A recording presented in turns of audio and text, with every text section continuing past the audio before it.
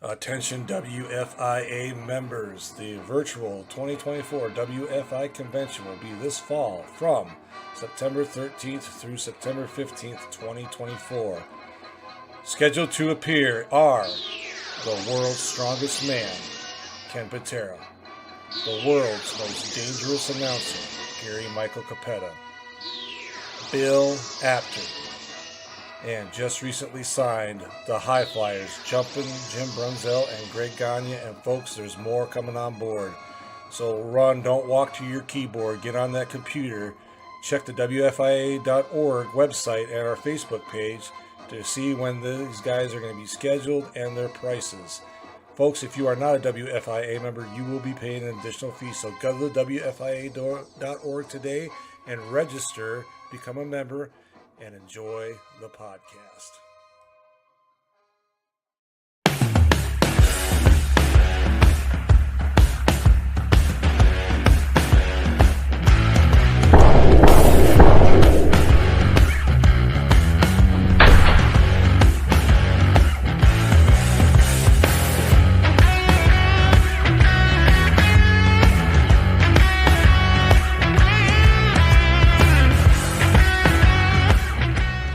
Going on, everybody? This is Rick Del Santo. You're listening to Pro Wrestling Wire.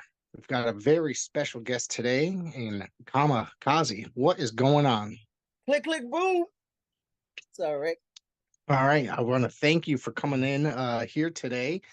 And, this has been a while. We had to reschedule a little bit. So thank you for dropping by and being so patient. But we got a big show coming up this weekend. No worries. Yeah, just preparing for Saturday.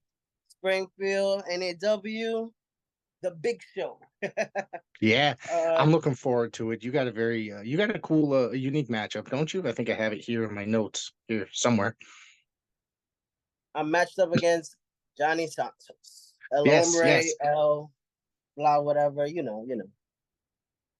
Yeah, they so last month, which is you got a chance, you had this. Yeah, I guess I'll just jump into that before we jump anywhere because you're going against Jhonny Santos. Well, last month you were teamed up with it was Louis Lindo, correct? And you took on Jhonny Santos in a mystery partner, which turned out to be the Millennial Dragon, Chris Taylor, which was a very unique situation.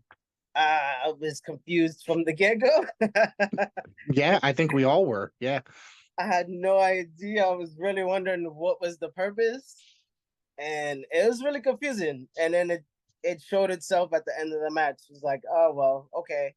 This is what's going on. So pretty much, I don't know if anybody's been paying attention.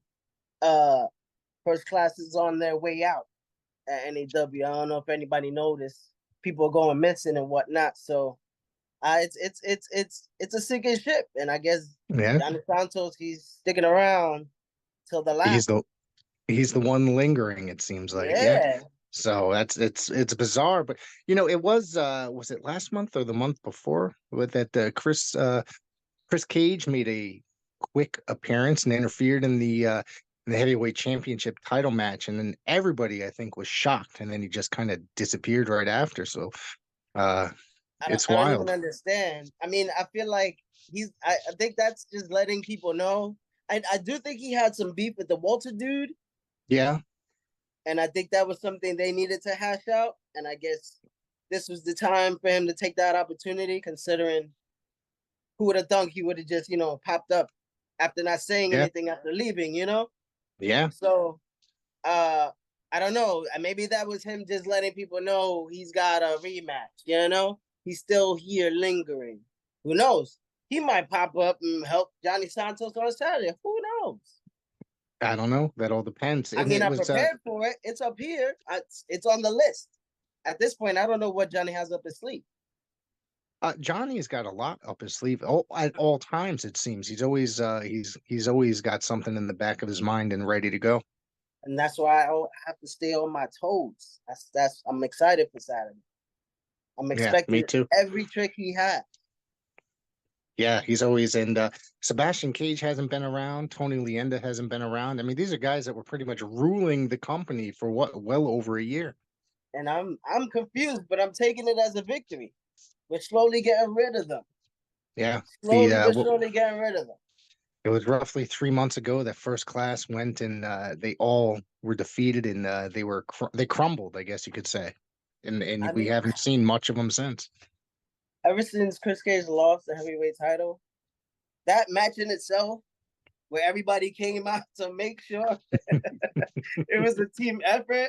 I took out Leander. Maybe that's why we haven't seen him in a while. Yeah. I mean, like that day they felt it, Yes, and it's been slowly crumbling ever since. it's pretty wild. It's pretty wild. So hopefully we'll find out. That is this Saturday. Before we go any further, this Saturday, Springfield, Massachusetts, Yes, sir. 33 Oak Street, Springfield, Massachusetts, the Dunbar Community Center. I want everybody to come Yep. down because it's gonna be a wild, wild show. It really is. And New Age Wrestling always big puts show. on a fun show. Yeah, it's the big show. So before that, now, like, why don't we get a little bit about your history and getting interested in the world of professional wrestling? So did you say you were from the Bronx off here? I think you said that. Or was it Brooklyn? No, I'm from the Bronx. From the Bronx. Okay, thank I you. grew up So, in the Bronx. all right. So what was that like? So you're in basically WWE territory. I think you probably grew up in WWE was the only thing in existence, really. I mean, all right. So before the Bronx, I was born in an island, St. Thomas, Oh wow. and Okay. my grandmother put me onto wrestling. Okay. So that was really cool. That was a little bond session. I grew up with like the Bushwhackers and the Vaders and stuff, which is cool because it's like you kind of remember that stuff, but then you Right. just remember, And then as when I came here and I got back into wrestling, I wasn't really too big on TV either. I was reading a lot, whatever.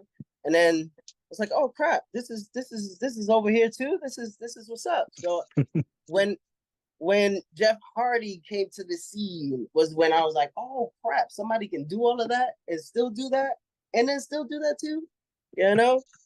You didn't have to be a big Vader dude, you didn't have to be a crazy Bushwhacker dude, Right. Legion of Doom dude, like, you could be a Jeff Hardy skinny dude and go crazy. So there was a lot of intriguing things during like when I started getting into wrestling. And eventually watching a lot of it, you start finding places. So one place I found before I started anything was a place called 2KW. Okay. That was just pretty much a bunch of people just, going to the park and putting on their own little show. Okay. And ideally that was like a job. Like I showed up on time on Saturday, ready to go with my gear.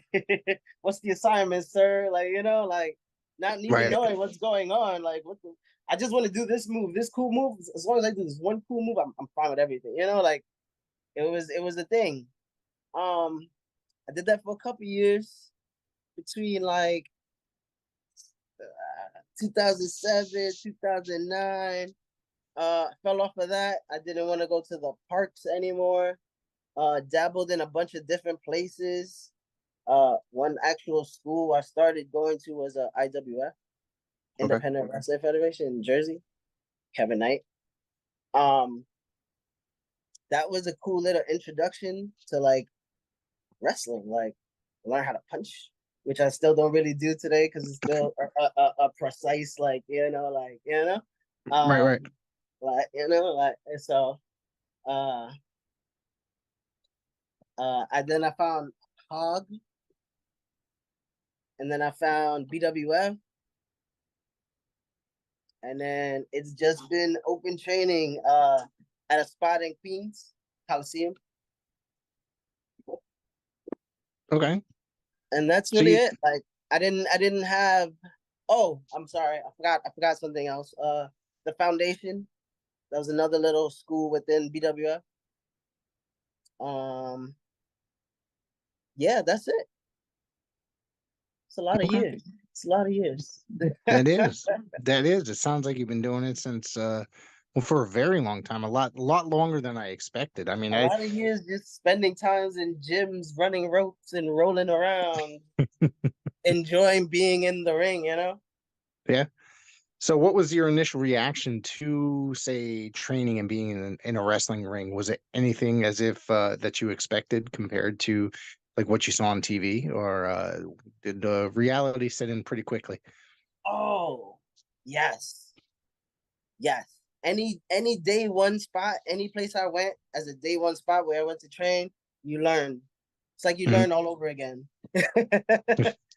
So, the first initial day of rolling, yeah, that was not fun because everybody's the new guy. Once you're the new guy, that's it. Everybody wants to show you the moves, and you got to Right. take everybody's moves to see if you're cut out for it. You know what I'm saying? Like this guy's gonna take this abuse. He's gonna probably take more than this within the time he decides to do this. But today, we're gonna give him everything, type deal. You know. But like I embraced that. Like I was like, oh, this is cool. Like I can get used to this. Like this is an event, like this is a Right. workout. This is gym time for me. Right. I'm putting in reps right now, every bump, every roll, like this is dope. Like I could get used to it. And then you just do, and then you keep learning new stuff. And it's like, all right, we just gonna keep getting this headache because I can't seem to get this spin on this move right. Like you just push yourself after a while. So it set in pretty quickly. You kind of decide after that first bump, and my first bump was kind of on a playground mat. Right. So way harder than any wrestler. So right then and there, I was like, hey, I can do this, and I just kept going. Were you involved in sports at all as a child or as a youth? In high school, I did gymnastics, Okay. Why am I not surprised? I'm and then sorry. I taught gymnastics for almost 20 years. Wow. Wow. And And you incorporate, for lack of a better term, some of that in your ring style, correct? Wouldn't you all the say? time, Yeah. all the time. So that was like my thing when I came into the scene for myself. I wanted to be my own entity, and I wanted to be something that was explosive. Like, you needed to see what I was about to do at any time. So being called Kama Kazi, coming up with that name, was like, oh, and then like I said, Jeff Hardy is like, oh shit, I want to be that crazy dude too. So incorporating like the twists and the backflips and all that. Um, the backflip senton, people see like I started that back in a playground. And it's like I'm getting old now, I don't really do it much, but like you just want to be the one to do like the really cool stuff, And that was like Yeah. the basis of my everything. Like just do cool stuff. And then it evolved into, but you're kamikaze. You're gonna do cool stuff while throwing yourself at people. Right. And then it became fun. I was like, what other move can I do where I could just throw myself at people? All right. And then you just add on from there, you just keep going. So, first, and now, like I said, for not to be to offend you in any way, but you're not always the biggest guy in the room when it comes to getting into the matches, into the ring. You've met a lot of people, especially what I've worked with you several times over the last year, correct? Wouldn't you say? And so it seems like you're much smaller than that. And so, how do you would you go forward with meeting somebody that is much larger than you? You just attack them full body, like just go like that, and or work your just stick and move, I guess, would you say? So it's a lot of speed, stick and move, catch you off balance, drop a bomb on you. You know what I'm saying? Sometimes you could think you have me and I can just pull out something out of the woodwork. You know what I'm Right. saying? And I don't quit. I don't stop. You know? Like I don't know what that is. That's really hard to do because like this is what it is. Turn it on and let's go, And every You, time I meet somebody that's bigger than me, it's that. It's like I want to be the guy to chop you down. yeah. So it's meant that precise it's not really a technique. The whole idea is I'm gonna keep throwing myself at you and wear you down. And I'm gonna keep wearing you down so you just don't want to continue anymore. That's Right. pretty much it. Yeah. So one of the guys that I guess I could reference would be Alan Bayno, who defeated you for that Fans Choice Championship. We're gonna get you kind of had to expect me to bring him I up. knew Now I you was gonna noticed, say his name. going through my records and my research, like at one point you guys teamed up, I guess, in a match or two, and then I guess he had a change of heart and he challenged you That for that was Fans Choice that was Fans. one match, and I was excited to be his partner because he was on the up. He was on the Yeah, up. I yeah. was like, yeah, I can take you up with me. Let's go together. And then at the end of that match, I guess his frustrations with everything was just, no, I wanted to be fan favorite. I'm tired of you. And then it's like, bro, I don't. Where's this coming from? I'm not mad at him. Uh, I'm not. You took your opportunity. That was your shot. You brought it to the table. You were victorious. I'm not gonna take nothing away from you, other than you know you're not the fan favorite champion. What you also didn't submit to the backbreaker. See, I was on commentary for that. You passed out and you never said yes, you never quit. I guess you went limp. But so, I mean, I want to know because it's been, was it January, February? You should have a rematch clause in your contract, correct? If you remember, I did wrestle Bayno again, You did, yes. and I was whooping Bayno's ass. There's some shenanigans there, so I believe there should be And another. Prince Ahmed comes out Yes. of nowhere and attacks me from behind. I was winning this match. I turned it up. I turned it up against Alan Bayno, big Alan Bayno. Like I said, the first time he caught me slacking. I lost my belt. The second time, I brought the heat. I brought the fire. And just when I was going to solidify the 3 count with one final move, before I can get back in the ring, Prince Ahmed took that away from me. So I, either I'm just gonna wait for my turn, through the cycle of what bureaucracy in NAW goes on, and people make decisions and wait for me to, get back to that. But I'm waiting for the rematch. And Bayno, I'm hoping you still Bayno, I'm hoping you still got it, because I'm running it back. You saw how I turned it up. And I've been training so much. I'm going to turn it up even more, Bayno. Get ready. But let's not. Santos, I'm not leaving it for Bayno. I'm going to show you what's going to happen before I get to Bayno. Watch. It's working with him. It's got to be like working with a tree trunk. No, like he's a thick dude. Bayno, but he can move. Yes. And he feels like it. He can move. Yeah. He caught me in a few moves. I was like, hey, I didn't expect that. I'm not going to take anything away from him. But just know, I'm going to turn it up. It's not going to be the same Kazi. Every time you get in the ring with me, it's not the same Kazi. So, of course, you mentioned that Prince Ahmed interfered in that match, and that's what basically caused you to lose the second. And you ended up meeting him the following month, in which I gotta say, I don't think that's a fair contest either. Yeah, that didn't go too well. His style is super unorthodox, and it's not my first time meeting with Ahmed. So every time I get in the ring with him, and I feel like I figured out a solution to something, he has 2 more, 3 more, 4 more, 5 more different things, and it's frustrating. And eventually, I'm gonna catch up. Yeah. But he is very formidable. He knows his stuff. You slip up once, and he will bend you into a pretzel. I can tell you, yeah. Yeah. Let's see what else. You did make your debut for Coliseum last year, Coliseum Pro Wrestling, West Haven, I did. Connecticut. One match. You were still the Fans Choice Champion. I'm trying to remember who you were wrestled. Chris Cage. Chris Cage. That's right. He had an open challenge, That's and right. I That's right. decided to step up to the plate. Yeah. So Coliseum Pro Wrestling is my home.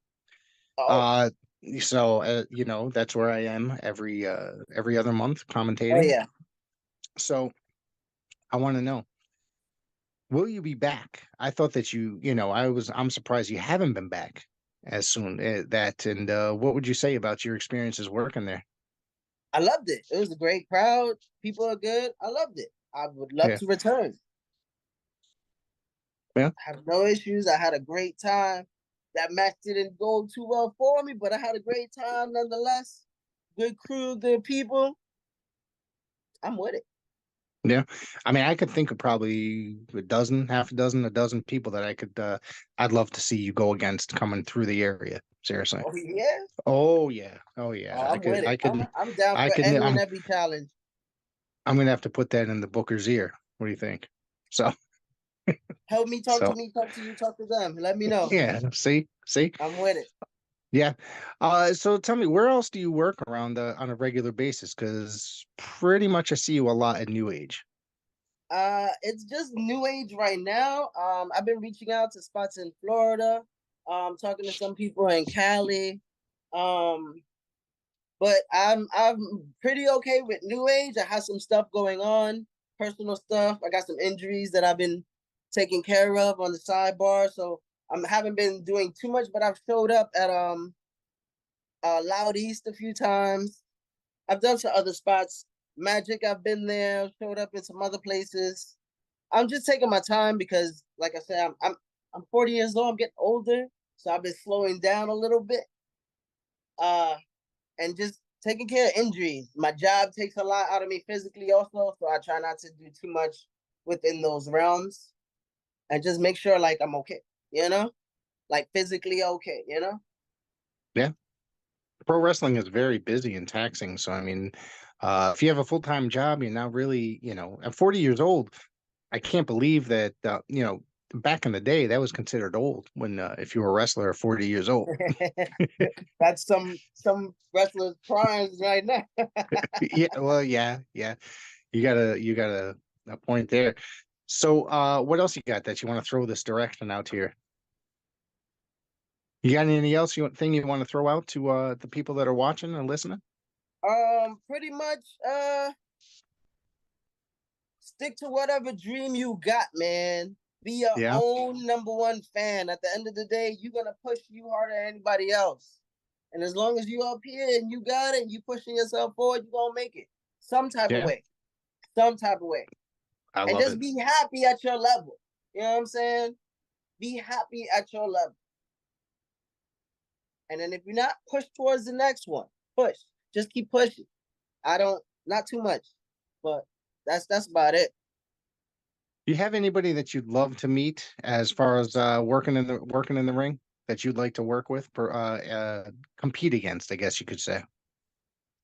Everybody. Everybody, Everybody. Ev- You learn because you know what is the list is forever going. Everybody, because you learn yeah, something for everybody, regardless of what. Um, right, how many years they've been in the rank. You really do learn. Even the newest guy can bring a perspective to a veteran. Just bring a whole new passion to this. And right, then people that out of all the craziness within this wrestling, this just label it all wrestling within this. Like it can go every which way, you know. But yeah, when you see that, like a new guy finding his love for it, and then that just burns a fire into you because it's like, I want to help you get better now.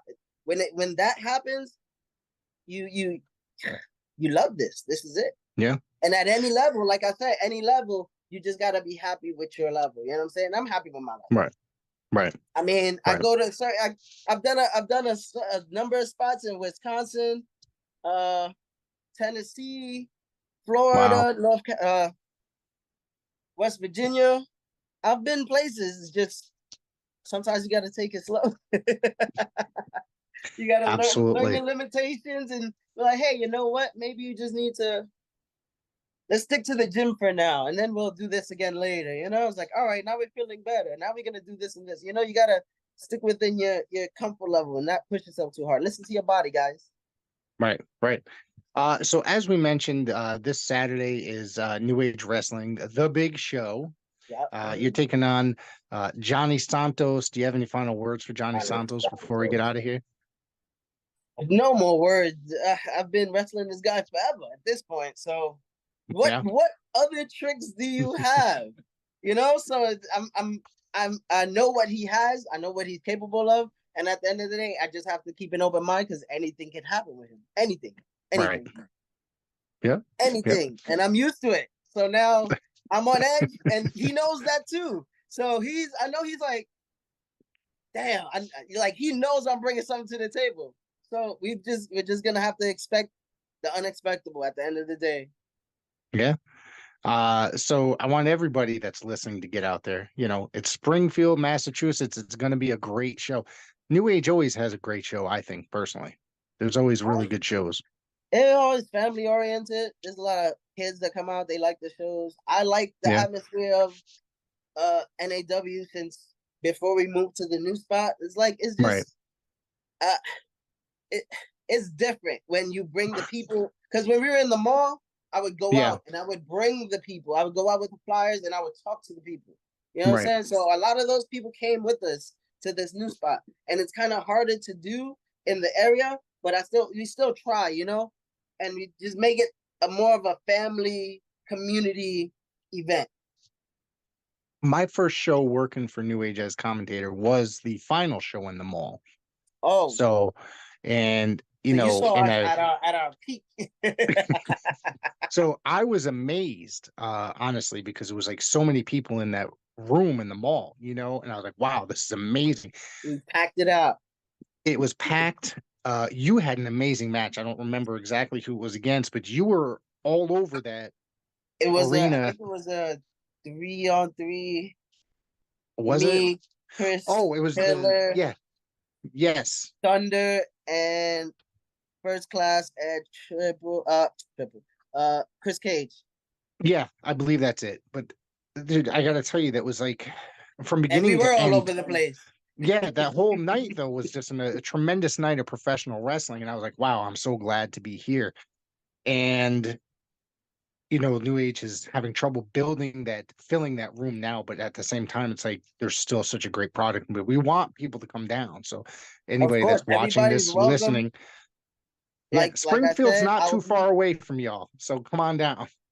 Come on out. I'll be outside talking to people like I'm always doing, with flies in my hand. Even if I gotta go to the gas station, down the block to the tire shop, I'm outside. I'll be out there. Yeah. The liquor store, I'm outside with flyers. Come enjoy the show. Yeah. Everybody's welcome. I guarantee anybody that's watching that likes professional wrestling will come down and you'll have a fun time. I swear, I promise. I did. Springfield, Massachusetts, it's always a pleasure. Come enjoy the show. Yeah. Why don't you point people towards your social media where they could find you online?